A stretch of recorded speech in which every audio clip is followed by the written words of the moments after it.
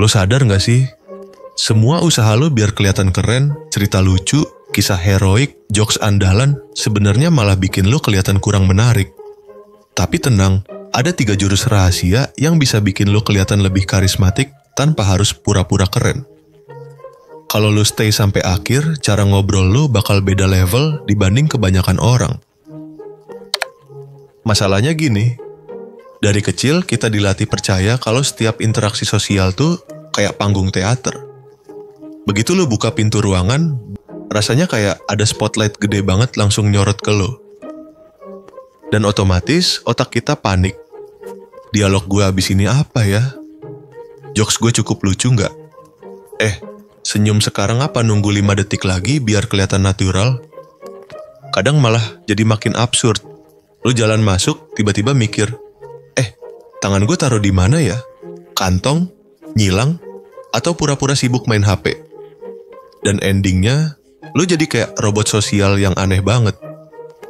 Padahal ada fakta pahit sekaligus melegakan, sebenarnya nggak ada yang segitunya peduli sama lu. Serius, semua orang di ruangan itu juga lagi sibuk mikirin diri mereka sendiri. Mereka lagi sibuk mikir, baju gue kependekan gak ya? Tadi gue salah ngomong gak? Kenapa gue belum mendapat perhatian? Dan disinilah rahasianya. Karisma sejati bukan soal lo jadi aktor terbaik di panggung, tapi soal ngerti gimana caranya mainin spotlight itu. Rahasia pertama, berhenti berusaha jadi orang yang paling menarik. Mulai jadi orang yang paling tertarik. Kebanyakan dari kita tuh, kalau lagi ngobrol, otaknya otomatis mikir, gimana ya biar gue kelihatan keren? Apa gue cuma harus kasih cerita epik biar dia kagum? Dan akhirnya, tanpa sadar, kita malah rebutan spotlight. Contoh simple, temen lu bilang, akhirnya gue kelarin project gede kemarin. Respon standar kita biasanya, wah mantep, gue juga lagi ngerjain project gede nih. Boom, spotlight dia hilang, panggung lu rebut lagi. Padahal kalau lu ganti dikit aja responnya, gila, selamat. Bagian mana yang paling bikin lu bangga ngerjain itu? Spotlight tetap nyala di dia. Dan tahu nggak apa yang terjadi? Dia bakal ngerasa connect banget sama lu. Karena lu bikin dia ngerasa penting. Dan ini nggak cuma berlaku buat obrolan kerjaan. Misalnya temen lu bilang, gue suka banget hiking. Respon lama, wah sama. Gue kemarin baru naik gunung gede, gila treknya. Spotlight direbut lagi. Respon baru, keren. Apa sih yang bikin lo jatuh cinta sama hiking? Ada pengalaman paling gokil yang pernah lo alamin? Boom. Lo bukan lagi jadi orang yang pamer. Lo jadi orang yang bikin dia bersinar. Selalu kasih pertanyaan terbuka. Jangan berhenti di, oh ya, atau mantap tuh. Kasih hook biar mereka makin dalam cerita. Karena makin mereka ngomong, makin mereka ngerasa nyaman sama lo. Dan efeknya tuh luar biasa. Di dunia sekarang, perhatian penuh itu udah kayak barang mewah. Orang rela bayar mahal ke psikolog, ke coach, bahkan ke stranger di internet, cuma buat didengerin. Dan lu bisa kasih itu gratis, cukup dengan jadi tertarik. Begitu lu ubah fokus dari lihat aku, jadi aku melihatmu, orang bakal kecanduan ngobrol sama lu. Karena deep down, semua orang cuma pengen satu hal, ngerasa dilihat, ngerasa penting. Sekarang gue mau tanya, kalau lu lagi ngobrol, lu lebih sering jadi orang yang rebut spotlight, atau yang bikin orang lain bersinar? Jujur aja di komen. Sekarang jurus kedua, dari memberi kesan, jadi memberi ruang. Kebanyakan orang salah kaprah. Mereka mikir, kalau mau kelihatan keren, obrolan gak boleh berhenti. Makanya begitu lawan bicara diam 1 detik aja, langsung panik. Contoh, lawan bicara bilang, gue ngerasa agak stuck di kerjaan sekarang. Respon standar kita, stuck? Maksudnya apa? Bos lo nyebelin, gaji kecil, deadline numpuk, atau kita kayak reporter infotainment, nembak pertanyaan tanpa kasih waktu dia mikir. Padahal yang bikin powerful justru kebalikannya, kasih ruang. Respon baru bisa kayak gini. Oh ya, gue penasaran, stuck kayak gimana maksud lo? Terus, diem.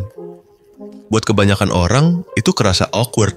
Ada yang sampai pura-pura batuk, ada yang tiba-tiba minum padahal nggak haus, ada juga yang mainin HP biar kelihatan sibuk.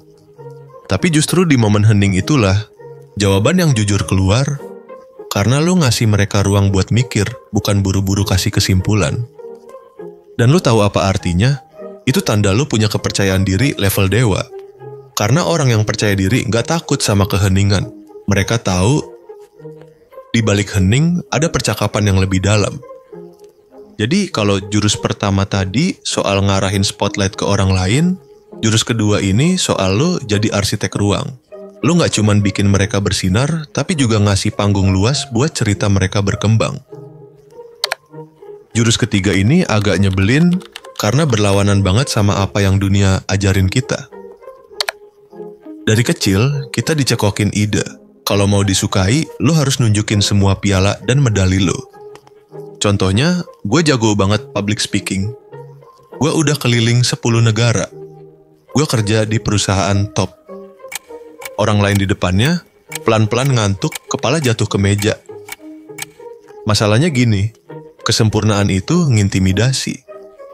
Kalau lu terlalu sibuk pamer, lu malah bikin tembok kecil antara lu dan orang lain. Mereka mikir, oke dia hebat sih, tapi kayaknya gue nggak nyambung sama dia. Sekarang coba kebalikannya, tunjukin kerentanan. Misalnya topiknya masak. Respon lama, oh gue jago banget masak pasta Italia. Jarak makin tebel.